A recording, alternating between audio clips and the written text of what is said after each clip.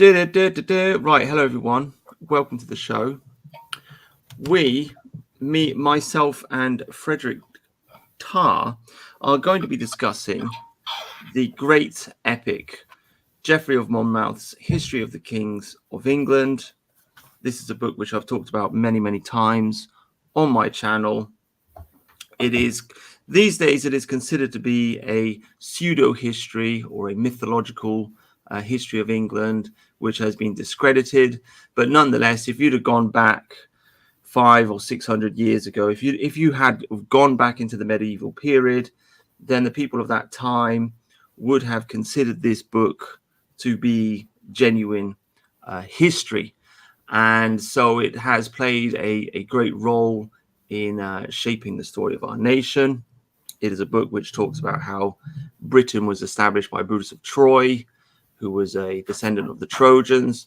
And then it discusses the kings that came after him, leading all the way up to King Arthur himself and his struggles against the Saxons, essentially. So that's a basic introduction to the book. A lot of great heroes and characters in the book. King Lud is in the book. King Lear is in the book. There's even a king called King Blad, who some people say is the origin of the word bladded. Many great stories. It's been a long time since I've read it. Obviously I remember a lot of the stories, and I had a brief overview of the Wikipedia page to just remind me. But Frederick Tarr here is going to explain all about it. So welcome to the show, Frederick. Hello, it's good to see you again after our last stream about Robinson Crusoe. So shall I present? Well, you've just presented an overview, but I'll just expand on that, I suppose. So the first part of the book is about Brutus of Troy, who is considered to be the ancestor of the Britons, according to this work. Then it goes on to Lear. Then there's several different kings following him, and the most significant is probably Lear, who inspired a Shakespeare play. Then there's also Belenus and Brenius, who are these brothers who engage in some kind of civil war against each other. And it's interesting because this work was written right before the Anarchy, which is another kind of civil war between people who are somewhat related. And then it goes into, the Roman invasions, all the different emperors there. The Picts apparently arrive at that point, which doesn't make too much sense to me, because in my head the Picts are also Brythonic people, so they should also be descended from Brutus. So there's some things. Well, hang on a minute. I thought the Picts were descended from the Scythians. I thought they were foreigners to this land. Maybe you're right. Does it say that in this? Have I missed that? Maybe. Oh, does it not? I heard there's like a Pictish chronicle and it describes. Yeah, I think you're probably right. My understanding, when it comes to Scotland, my understanding is, first of all, you got Brutus. He conquers this island, which he then names Britain. Before this, the island was known as Albion. He names the island after himself, and then he has 3 sons, and he divides the country up into 3.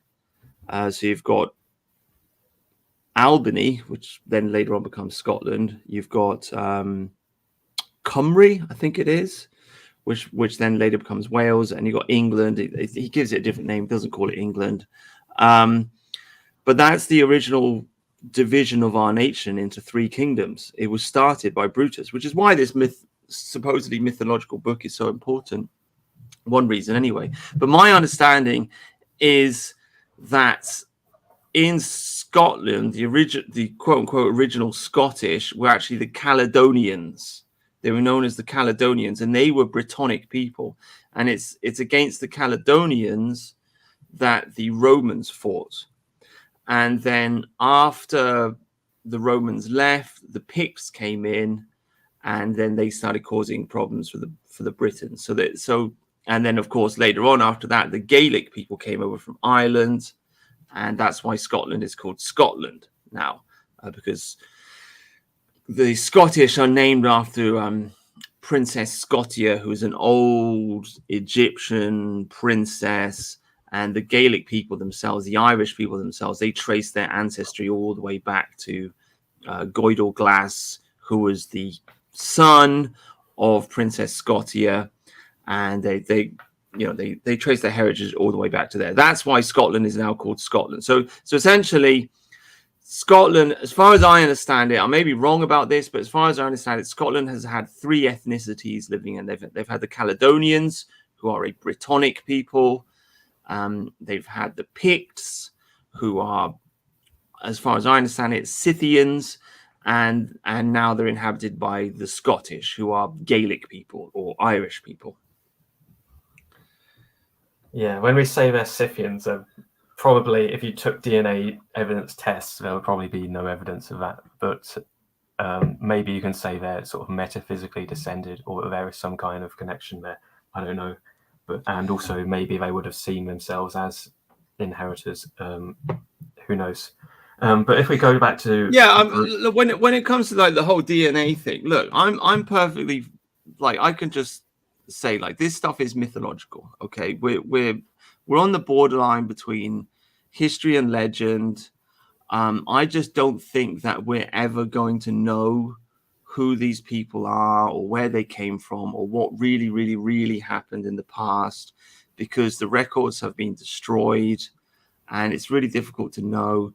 And so when people come in with their DNA tests, for me, it's just like I'm just not interested in DNA tests. I've got to be honest with you. I just think that it's what I care about is the legend of the nation, because the legend gives inspiration to the people of the country.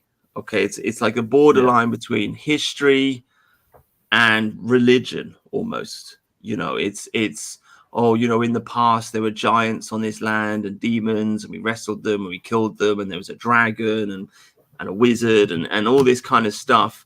Everybody kind of knows it's not real and it didn't happen, but nonetheless it's kind of fantastical, and it gives inspiration and spirit to the people to look back and remember these great legends. So I just don't. I don't know. I don't like it when I understand why archaeologists and historians will say, well, this is pseudo history and we don't really know. Okay, fair enough.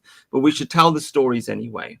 And especially as nationalists, we should tell the stories anyway, because otherwise the stories get forgotten. Even simple stories like Alfred the Great, burnt his cakes, right? Now, this is a famous story. Alfred the Great fighting the great heathen army.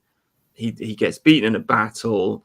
He goes to a village somewhere, and there's an old lady, and she asks him to look after the cakes, and he's watching the oven, but his mind is on the battle. He's thinking about other things, and he burns the cakes, and the old lady tells him off because she doesn't realize he's the king. And so it's just an old story from our history, and it's the kind of story which every person in this country used to know. But now you go out in the streets and you ask the average Brit about Alfred and his cakes, they won't be able to tell you the story because they don't know it. Because in the education system, they've come along and they've said, well, this didn't happen. It's not real. It's pseudo history. It's a legend. And so we're not going to teach that because it's inferior history or whatever. And it's like, okay, I mean, but what you're doing is you're unraveling the fabric when you of say the nation. that's in Sorry, history, go on. you're basically saying that the secular, material, empirical evidence is more important than the mythology and the story and the myth. And I think that's an inversion of values, actually. Anyway, would you like to go back to the story of Brutus? Because the thing is, it could have been inspired by, Ennius, obviously, Virgil's Aeneid, which is about the Trojan refugee who flees to Italy and starts a new colony there, and the foundations of Rome, which arise. I've lost you. I can't hear you. Hello? Technical failure. Yes, you're back. Yes. So there was also Francio of Troy, who is some kind of French version, who actually may have preceded the idea of Brutus of Troy, but I'm not entirely sure. Yes. Yes, I've heard this. They say the Franks are descended from the Trojans as well. Yeah. So there's some common ideas there, but I prefer, the Brutus version because I don't know. I think there could be a possible link between Trojans, Romans, and Celts, just to put them all in the same basket. But yeah, I think it's fascinating. I mean, this is one, right? Obviously, I've changed my name to Alfred now because I decided, well, I'm not Welsh, so I just don't want to take the name of Brutus. I think we need to focus on our Germanic heritage, which is one of the great contradictions in this book, because this obviously the story of King Arthur is him fighting against the Saxons. So it's like England's greatest hero is an anti-English exactly rebellion. So it's kind of funny. It's basically William Wallace or an Irish rebel or something like that. It's more comparable to. Yeah, so it's kind of fun. Of Thomas Mallory and that sort of crowd that he became a symbol of England somehow. Yeah, they turned him into a Saxon. It's quite funny. But what was I going to say? I forget what I was going to say. Yeah, but if you look at like in the medieval period, as far as I understand it, Troy was like the great utopia. Okay, it was the great city of the past that all the kings and the lords and the ladies and so on and so forth would look up to. This great mythological, well, they're not mythological, they believed in it. This great city that was that gave birth to Europe, essentially. Yeah, it's at the center of Greek mythology, really. It's the pivotal event, which all events lead up to this war, this massive war of men where gods choose each side. And yeah, it's quite important. And if you think that if the Trojans relate to the Celts and the Britons, so then who do the Greeks relate to? Maybe if you could find some connection between Greeks and Germanics, that would be fascinating to me, because then you could have this narrative throughout all of European history. There's a war between two sides, possibly. That's just an idea which has emerged in my head. Yeah, well, it's there in Snorri Sturluson's Prose Edda, excuse me, where he does say right at the beginning of the book, I'm just looking for it on my shelf. I can't see it. But anyway, it's here somewhere. Anyway, he does say at the beginning of the book that Odin is the descendant of Zeus or something like this, or the Trojans. Like he basically says Odin came up from Troy. So I don't know. I just don't like it. That just kind of like wrangles me the wrong way. I just don't like the feeling of it. I like to consider Odin to be, and the whole Germanic story to be, his own separate thing, and the Germanic people to be their own separate people. And I'd rather see the story of Europe as essentially like an ongoing civil war between the Mediterranean people, who are essentially Greek or Trojans, and the Germanic people. That's the way I like to look at European history. Right. So yours is more of a north-south divide. Yeah. Whereas mine would be more, I don't know, slightly different. I'll put the Greeks on the same side as Germanic in the sense that are they upholders of liberty? Well, some Greeks were. You could say the Athenians had their democracy and everything, a hierarchical democracy. But anyway, well, I mean, I'm a believer in the heroic age. That's what I believe in. That's what the anthropologists call it, the heroic age, or heroic system of government, in which basically you have a king, and he has a band of he's surrounded by a band of warriors, and it's a small kingdom, easily managed, and they fight wars against other smaller kingdoms. That's the best and original form of government. That's what the Greeks had. That's what the Germanic people had. I mean, they have it in other parts. That's what the what they call them, the Maori down in New Zealand had, right? The different parts of the world, they had this similar culture, and it's for me, it's like peak masculinity, and in a culture like that, generally they wouldn't have liberty in the way that we consider it, but the warriors would have a freedom of speech.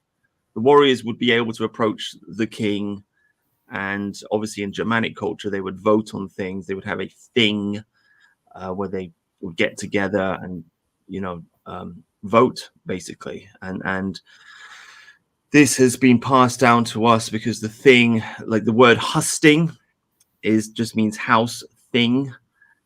So in many ways, I see the story of English history as being essentially the quest for our ancient Germanic liberty, our Saxon liberty, to bring back husting. So anyway, yeah, sorry, I just forgot what you were saying. But heroic, yeah, the Greeks had a heroic culture, which you can see in the Iliad, and the Germans had a heroic culture, and in my opinion, that's the best. Yeah. So shall I actually talk about the book now? So sorry, yeah, go on. Yeah. I'm just rambling on. Yeah, tell us. Yeah, go on, mate. So Brutus, he flees.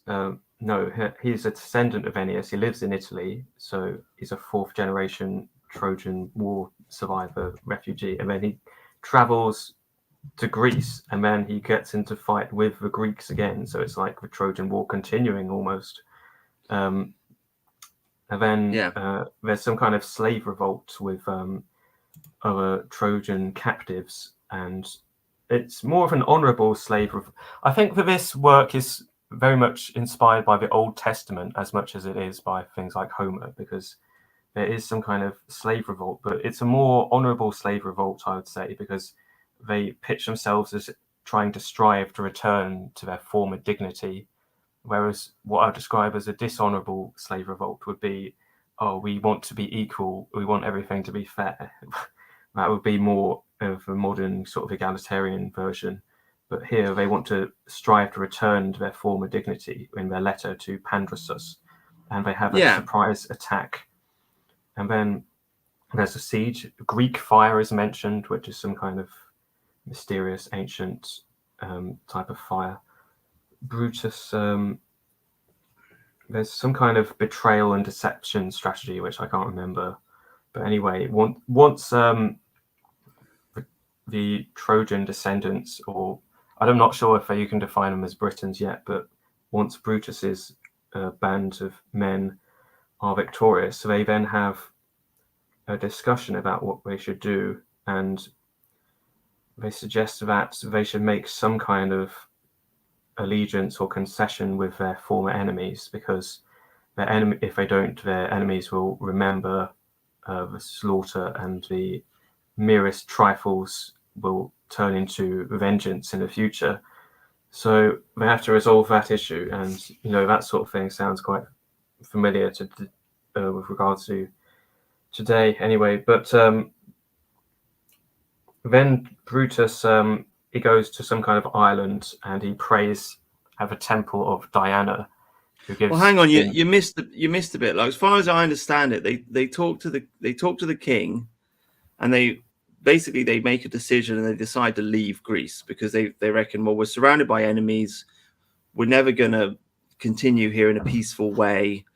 As far as I understand it, they've got the king hostage, and so he agrees to everything, and Brutus marries the daughter of the king, and then the king supplies them with boats and supplies, and then they just get on the boats and they're off, basically. Yeah. So yeah, they pray to the temple of Diana, the statue there, and he gets some kind of vision that he has to go to Britain to found a second Troy. Earlier you've mentioned the significance of Troy. So then he goes on a sort of mini odyssey where there are the pillars of Hercules and sirens and things.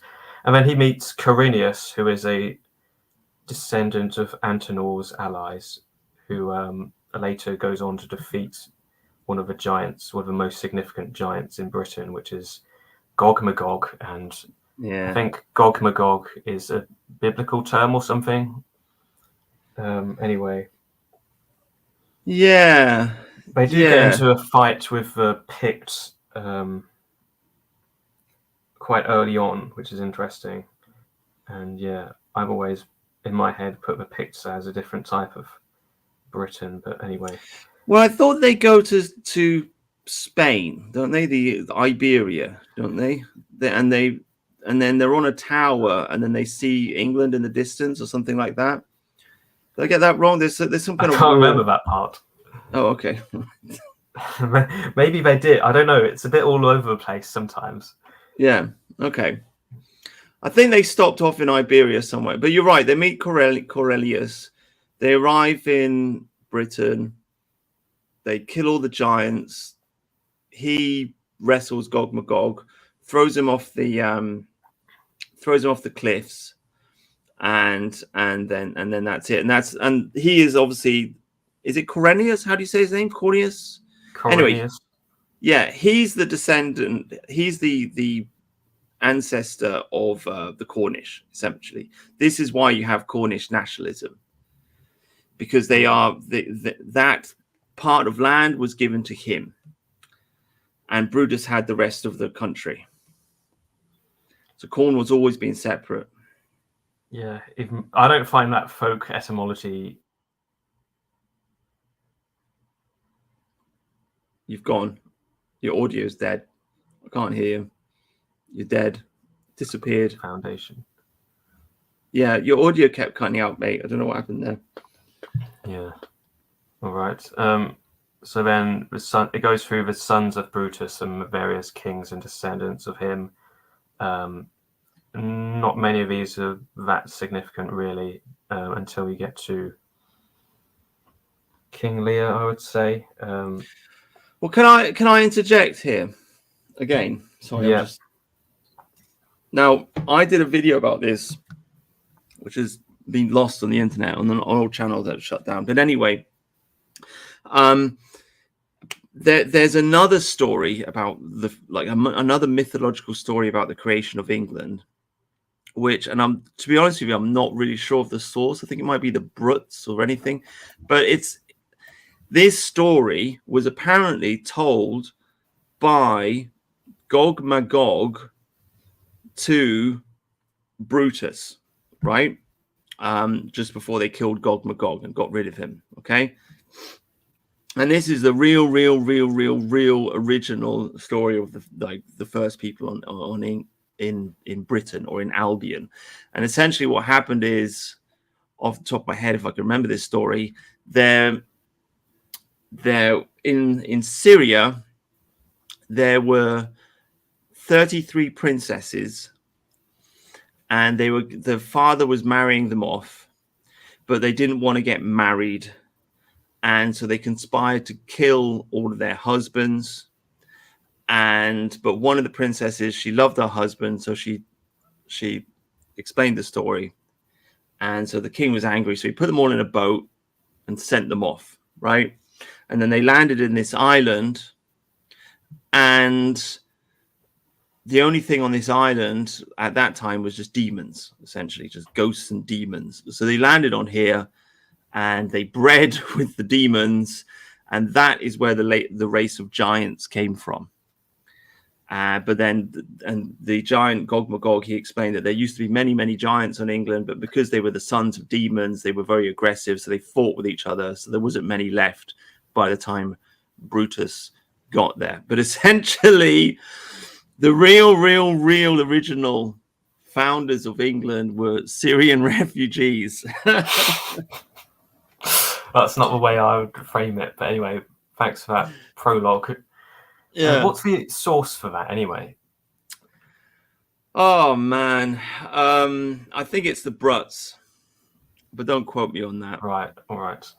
Yeah. Anyway, the Bruts is essentially a Welsh history, which nobody talks about. It's kind of been suppressed and forgotten. Alan Wilson is always complaining about it, but basically we've got history books out there written in Welsh which still have not been translated into English and have not been studied. And this is part of the big problem with history of the kings of England. This is another reason why I find the book to be so fascinating, is because the history has been suppressed. There is a history of suppression of this story. First of all, with the the Saxons themselves, who obviously suppressed it. They transformed the myth of Arthur into a different myth. And then Henry VIII suppressed it. And then modern archaeologists suppressed it because they didn't want Wales to rebel. And it goes on and on and on like that. But there are all kinds of like old histories written in Welsh, which are just totally ignored by mainstream historians. So anyway, the story of King Lear, he has 3 daughters, and 2 of these daughters speak hyperbolically about their love for King Lear, whereas the 3rd daughter gives a more sort of honest, truthful, but not exaggerated answer, which makes him, which he interprets to be she doesn't love him as much. So then she goes off and marries some kind of king of the Franks and ends up ruling part of Gaul or something. This is the Cordelia. And then the 2 daughters of Lear who stayed in Britain, they sort of rebel in treason against Lear, I suppose, with 2 dukes which they marry. And Lear and Cordelia then have to go and reclaim Britain with the King of the Franks, which Cordelia has married. I haven't read Shakespeare's King Lear yet, but it'll be interesting to see how much he draws on this. And also there's, I believe, a ballad about King Lear, like a sort of folk song thing, which maybe Shakespeare could have also been influenced by. Anyway. Right.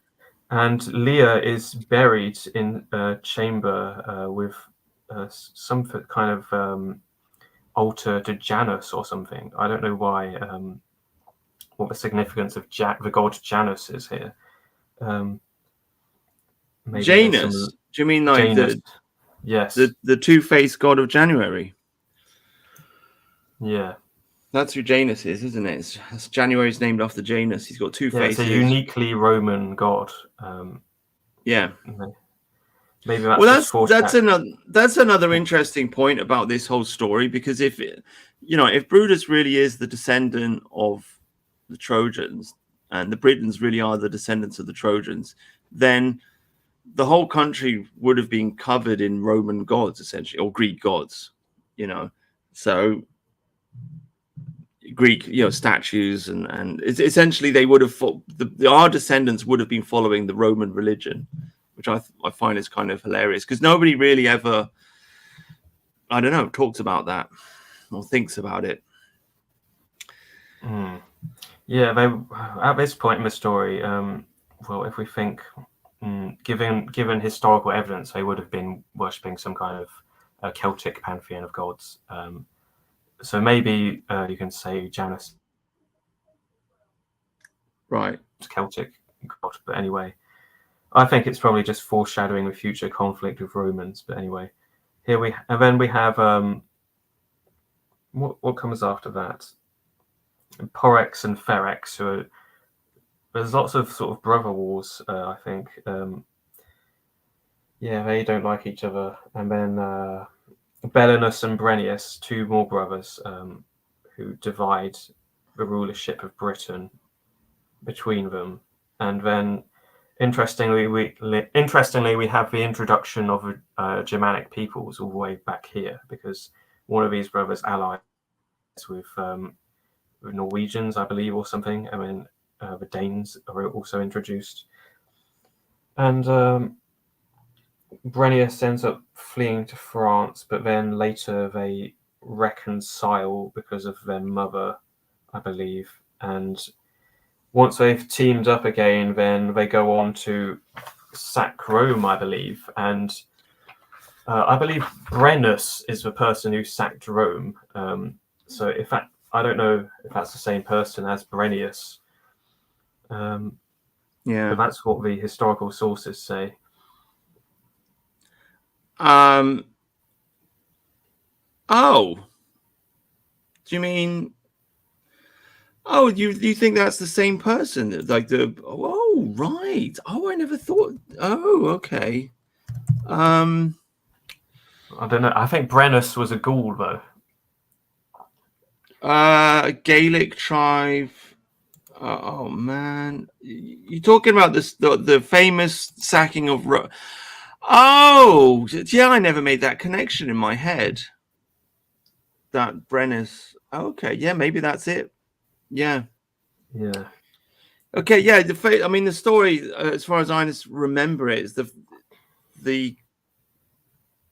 Oh man, what is the Vi Victus is the famous quote that comes out of that story, isn't it? Because he sacks Rome, and they're all hiding up there on the top of the Palatine Hill or something, and the Romans surrender, and he says, "I'll accept your surrender, but you have to give us your gold." And he's like, "Okay." And so they come down, they're weighing all the gold, and then Brennus, like, he puts his foot on the scale or something, and just like cheats or whatever. And the Romans complain about it, and he says, "Vi Victus," like glory to the the conquered. Yeah, Lord of the Conqueror, whatever that means. But basically, like, it's might is right. I have conquered you, and now you have to accept my rules, and you can't really complain about anything. So yeah.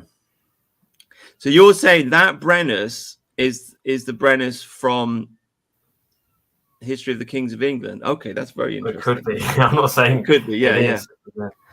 But there's no mention. I don't believe there's any mention of a Brennus sacking Rome. So it just seems the most logical connection. Anyway, then there's the next part of the story is about the Romans invading Britain.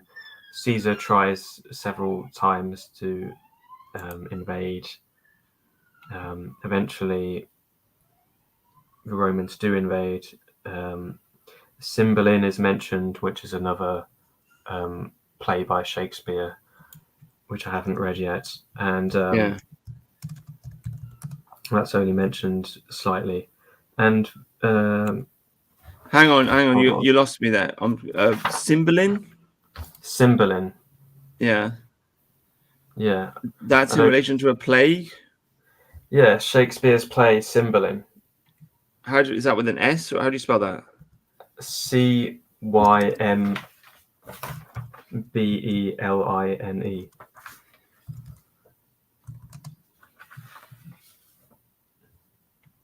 Okay.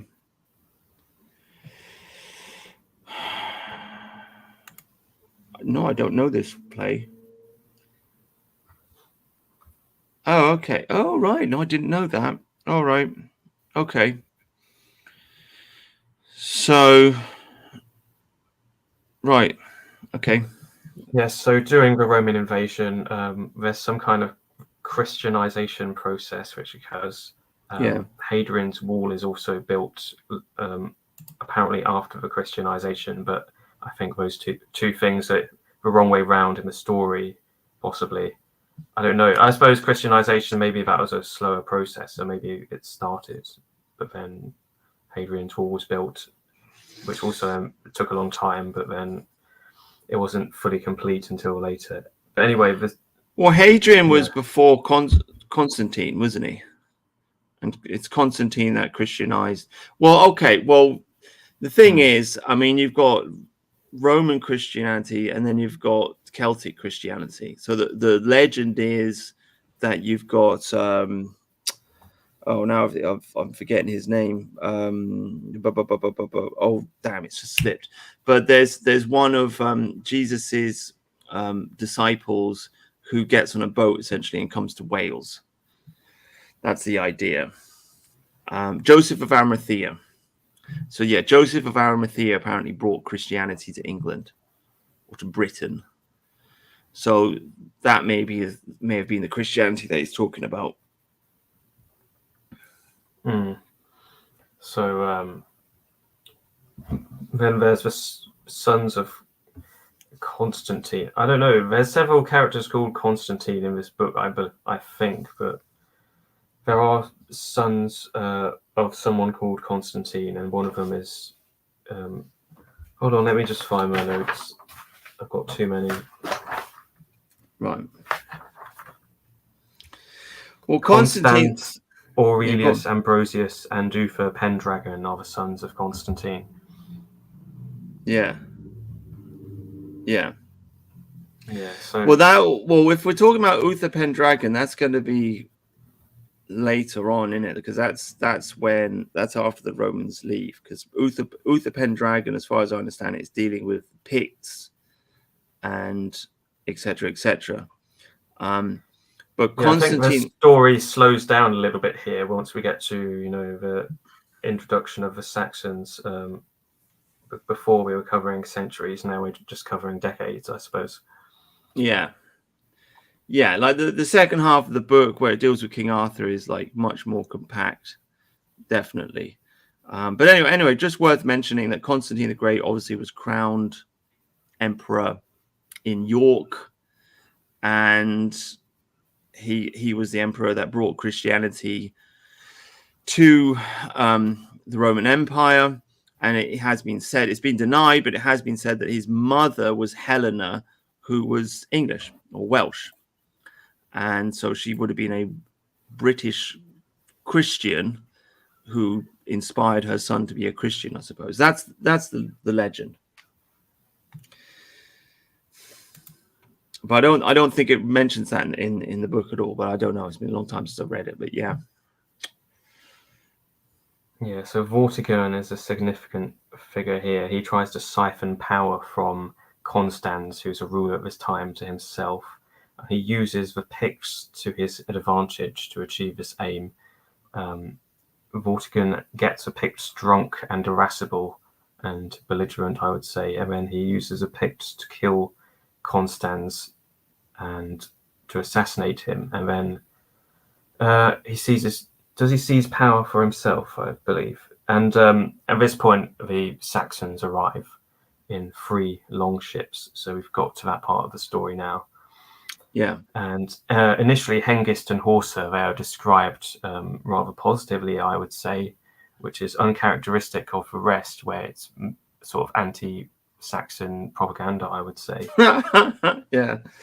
Yeah, they're described as huge stature, noble bearing, good looks, and Hengist as a natural leader. So I think maybe that part could well be derived from an earlier Germanic source, maybe, who knows. And I sort of agree with the first part of the Hengist and Horsa story, but then it slowly turns into sort of a sort of Celtic rebel story. And the problem is, in the Anglo-Saxon Chronicle, it's sort of implied that Hengist establishes a kingdom in Kent, and then his descendants all rule there. But according to this work, the Saxons sort of try to invade, but they get defeated again and again until the very last possible moment when Geoffrey of Monmouth decides that there's this random famine and plague which drives out the Britons, and then the Saxons just waltz into a wasteland, basically, which really doesn't make much sense. He's just obviously wants to write about his own people in the best positive light, but in my opinion, he does this to such a degree that it actually harms the work as a whole. Because if you think of Homer's Iliad, you have the Greeks and the Trojans, but the Trojans are in some ways an honorable enemy, whereas in this book, there's a lot of, I would say, Old Testament inspired fury against the pagan, against the person who doesn't believe in Yahweh. And there's this extreme good and evil sort of view, whereas in my opinion, the stories of Homer, where both sides, where it's more nuanced, I would say, are superior. But anyway, it is interesting that like 2 of England's greatest kings, King Arthur and King Alfred, both fought against Germanic pagans. It's really, of course, like in the modern rendition of the Arthur myth, that's not what's happening. But in the original myth, he's fighting essentially against Hengist and Horsa, these evil Germanic pagans that come over. And then Alfred himself, of course, fought against the great heathen army and defended England from the evil Germanic pagans. So it is kind of, it is very deeply embedded in our mythology to have this kind of rejection of the Germanic, even though we ourselves are Germanic people. We need to overcome that. I think, studying works like this and trying to reinterpret them from a pro-English viewpoint could be very useful for that purpose. And, this is a work is a source of many different things, Shakespeare, but there's probably lots of other things it's inspired. And I think that's the most useful use of this work by Geoffrey of Monmouth, just as source material for future artistic endeavors. And I think we should point out that we were invited in. Vortigern invited us. And he invited us because he couldn't fight the Picts. Yeah, right? We'll get into that. So Hengist and Horsa invited to fight the Picts, and then it's there's Renwine, or Rowena, I think she's called sometimes, who seduces Vortigern, I believe. And then they have this moment I like where they say "was hail," and then the response is "drink hail," which is a thing in our culture. Some people maybe remember, but which has lasted centuries, I would say. There's lots of folk songs which refer to wassailing, and that's ultimately where this derives from. It's an ancient Germanic tradition, was hail, drink hail. So anyway... I've never heard that. Was hail? You never heard of that? No, I've never heard of that. Was hail. That's interesting. Was hail. You definitely should know. Oh, to be in good health. Okay. Anyway. So it's a form of hail. Okay. Yeah. And then they exchange Ranwine for various things. Hengist and Horsa, they want Kent. They want... what do they want? They establish some kind of place called Fancaster. I have no idea if that's a real place. And it's ultimately Vortimer who betrays the Saxons, really, because Vortimer is a Christian. He doesn't like these pagan barbarians. I mean, I sympathize slightly in that you don't want a massive army of mercenaries in your kingdom because they could later thwart your power. However, it's still an agreement nevertheless, and Vortimer betrays this agreement, and he goes to war with the Saxons, and ultimately the Saxon response is the infamous Night of the Long Knives, which occurs on the 1st of May, I believe, where they come to some kind of the Saxons and the Celts. They arrive at some kind of meeting for some potential peace agreement, or was it? I think I've missed something here, but the Saxons, they say, what is it they say? Something Orelet Saxas, and they bring out their Sayax knives. The Sayax is a type of historical knife used by the Saxons, which was very versatile. It's compared to a modern Bowie knife or something like that, and they use these daggers as a surprise attack against the Britons, and this is seen as immoral or something. I just see it as it's when the English began to hate. That's the type of attitude I have to this. That's how I would turn this in our favor if I was rewriting the story. Right. Because they were betrayed first, so this is a revenge attack.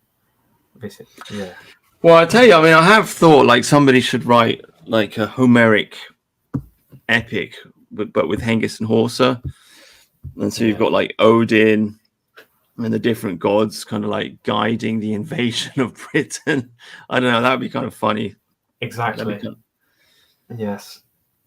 The Hengiad, that's a great idea. The Hengiad, yeah. I mean, you could Yeah. do the same for Brutus, right? The whole I story think should have. that's already been done. One about Brutus, but I can't find the text.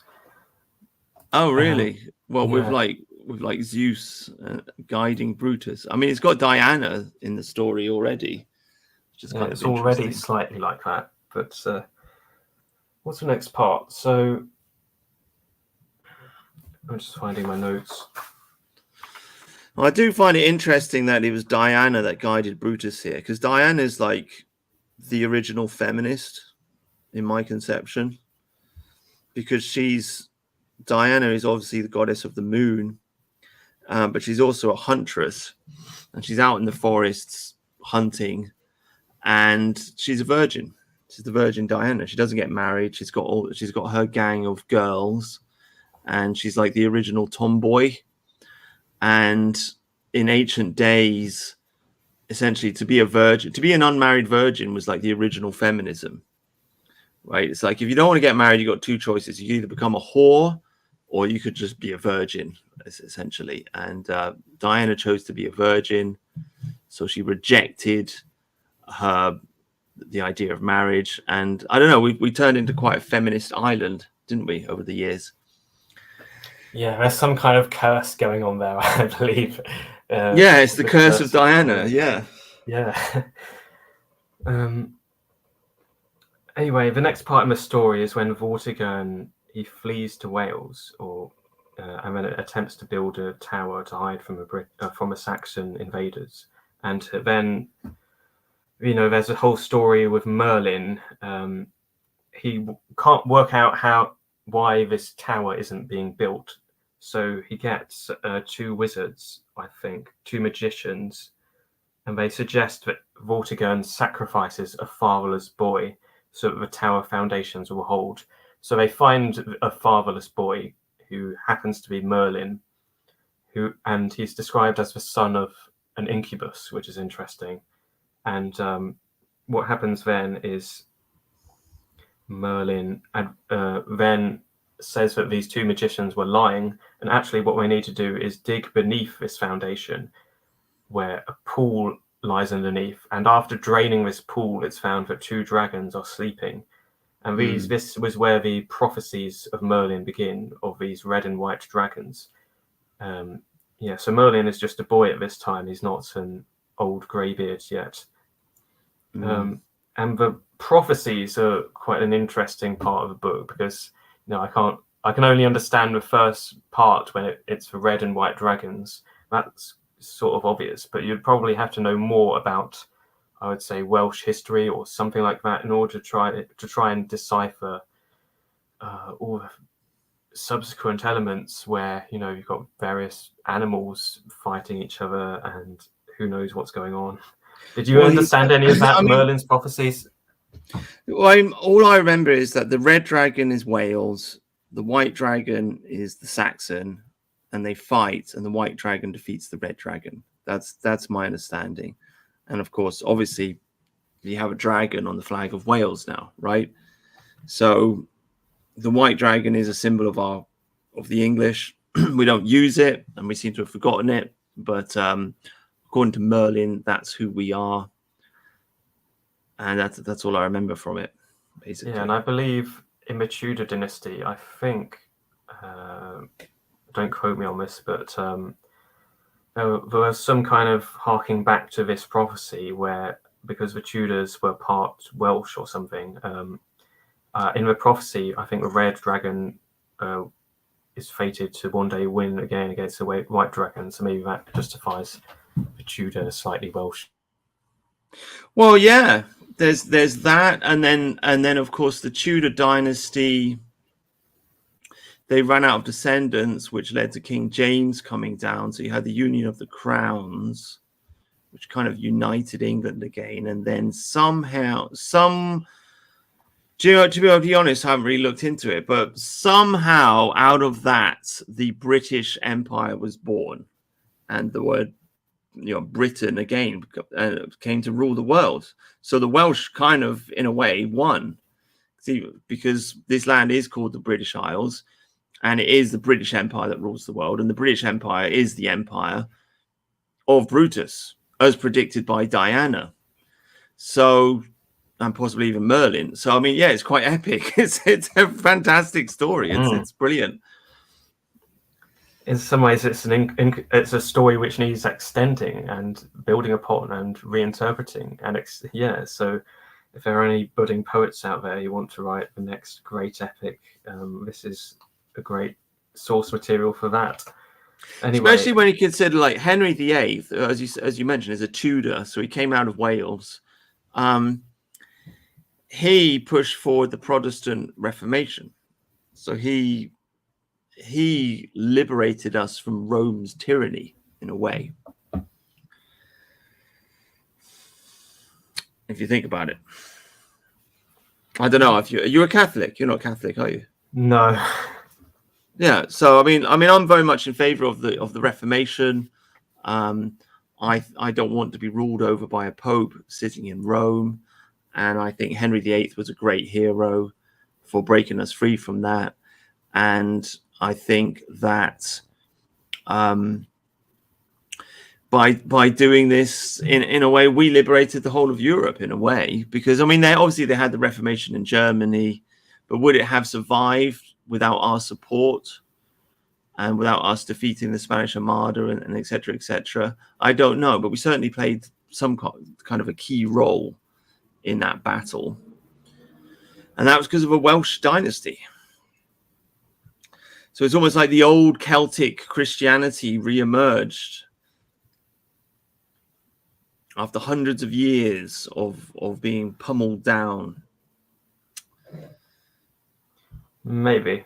So the next part of the story is when it's just this long conflict between the Britons and the Saxons from a deeply biased pro-British rebel sort of perspective. And so,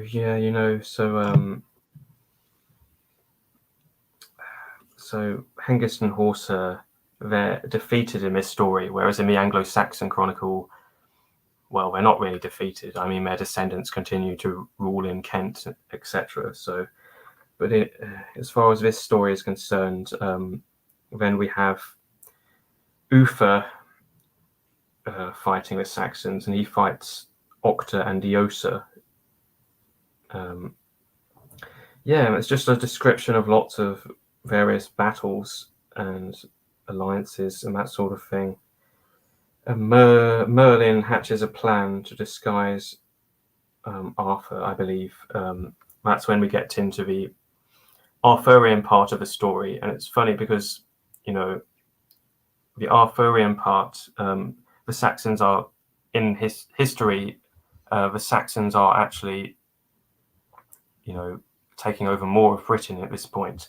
But in this mythologized version from Geoffrey of Monmouth, we have Arthur basically ruling the whole of Britain, and then even starting to invade other countries nearby, and sort of making a pseudo empire almost, which it's probably just made up. But so there's one of the first stories of King Arthur. These stories of King Arthur, they're one of the first stories in the Arthurian tradition, I believe. There's like one or two earlier ones where Arthur is just some kind of warlord and not a king. But I think this is one which is quite significantly starts to establish a tradition in that sort of literature. Yeah, there's lots of videos that Nathan Hood has released recently. I think he had a King Arthur Day where he probably went into lots of things, and I haven't watched any of those. Who, videos, Nathan Hood? Yeah, I'd recommend his channel, I would say. Yeah. I don't know who that is. I can see his Twitter. Is he on Twitter? He's got I don't know who that is. Kingdom. Who is that? He's got a YouTube channel. Nathan Hood. What's his channel called? It's just called Nathan Hood. Oh, okay, that's easy. Yeah, but he talks about the same kind of thing we're talking about, and I'm sure he would agree with us on, some political issues. Oh, okay. Oh, is he English? Is he? I think he might be part Scottish or Scottish, but I'm not sure. I don't know. Oh, look at this. Oh, I'll have to invite him on the show. Oh, within myth. Okay. Yeah, involved by King Arthur.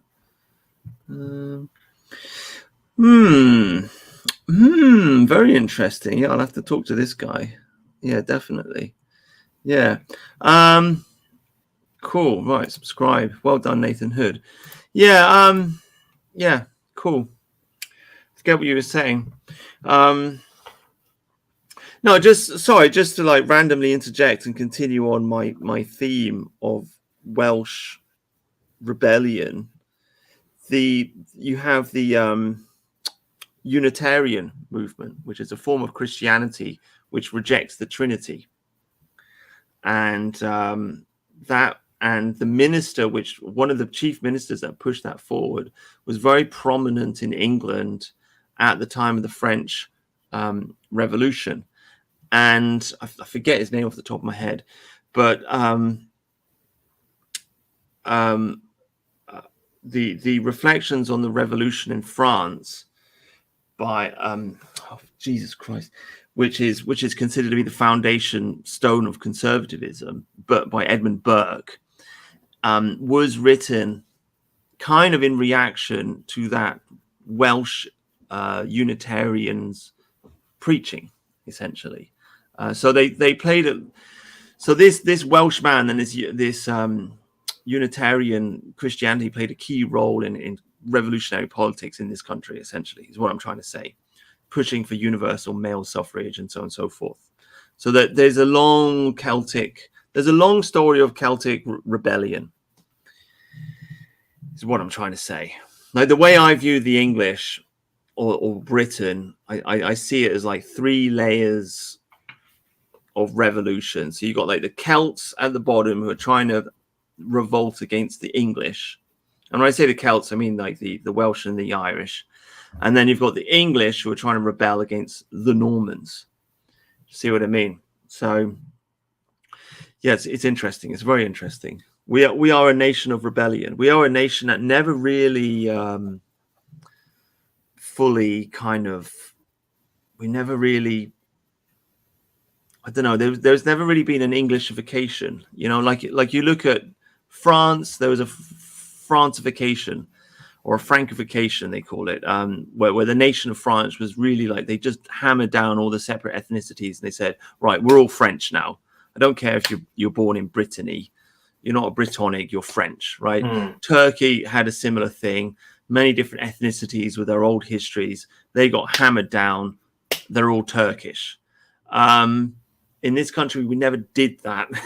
And so we've got these old histories and these old, like, as I say, the Welsh and the Irish rebelling against the English, and the English rebelling against the Normans. That's where English liberty comes from. I forgot to mention that Stonehenge in this was constructed apparently on the site of the funeral of the victims of the Night of Long Knives war atrocity, where and these stones are brought over from Ireland, I believe. Do they have to actually go? They have to defeat the Irish to actually get these stones from Ireland into Britain.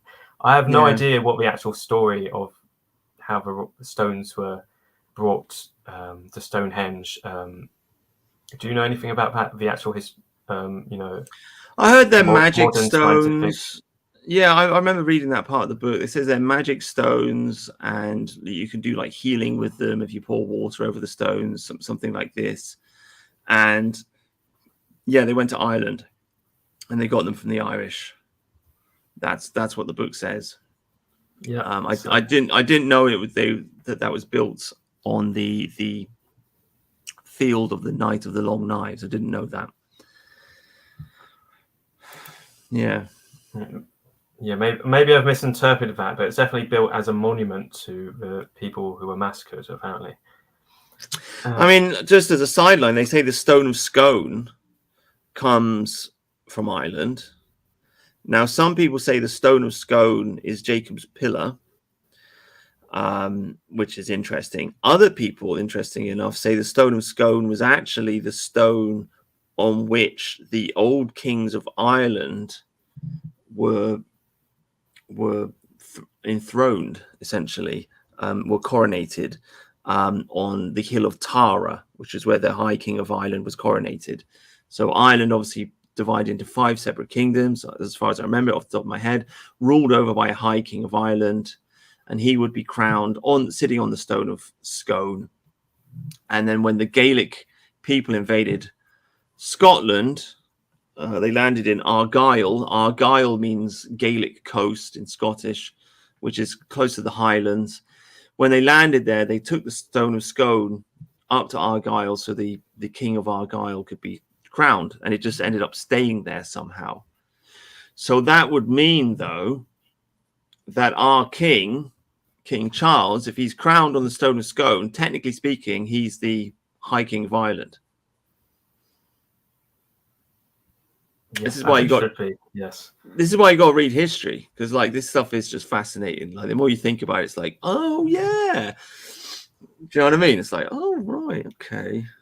Yeah, things which on the surface seem to be purely mythical, and actually you read more into it and actually they make more sense. Wolf has suggested in the comment. Yeah, your mic keeps cutting off. I can't hear you. Yeah, they came from blue granite. Well, yeah, maybe they came from Wales. I don't know, but I remember the book says they come from Ireland. So I mean, who knows? It's one story. It is a shame that. Yeah, they could. They'd probably get giants to carry it or something. You know, there's more to the history of like between Ireland and Scotland, because you got the whole giant steps. You got Finn MacCool. I'm pretty sure he goes over to Scotland to train in martial arts. Kind of forgotten that story, but there's an old like connection between Scotland and Ireland. Yeah, I can't hear you because your mic's gone. As another side point, because I was mentioning King Charles, nobody seems to be talking about the fact that we are actually ruled over now by a Greek monarchy. Like this is because we live in such an uneducated time where people just don't think about this kind of stuff. It's just gone over everybody's head. But Philip was Greek, right? So doesn't he have Danish ancestry though? But he was, the Greek king. Isn't that right? Yeah. Okay. So Danish ancestry. That's fine, but he's still the Greek king. So technically, we have a Greek king ruling over. In the same way that after Queen Victoria obviously married Albert, and so the dynasty changed. Now it became the House of Windsor, or the House of Saxon-Goeth, or whatever it's called. They changed their name to the House of Windsor. In a similar way, Elizabeth married Philip. Philip is a Greek, so the house that rules over this country has changed. It's just nobody seems to notice it. Nobody talks about it. It's quite fascinating, really. But there you go. Yeah. I can't hear you. Mike's gone dead. You keep cutting out. But anyway, that's an hour, and I think we'll knock it on the head. I've got to go to work and do stuff. I can't hear you because your mic's gone dead. But thank you very much for coming on the show, Frederick Tarr. And yeah, that was fun. That was fun. Can you say anything? Mike's dead? No, Mike's dead. Anyway, hello, Frithwolf. Hello, Jobo. Hello, everybody in the chat. Thank you for watching. God bless and goodbye.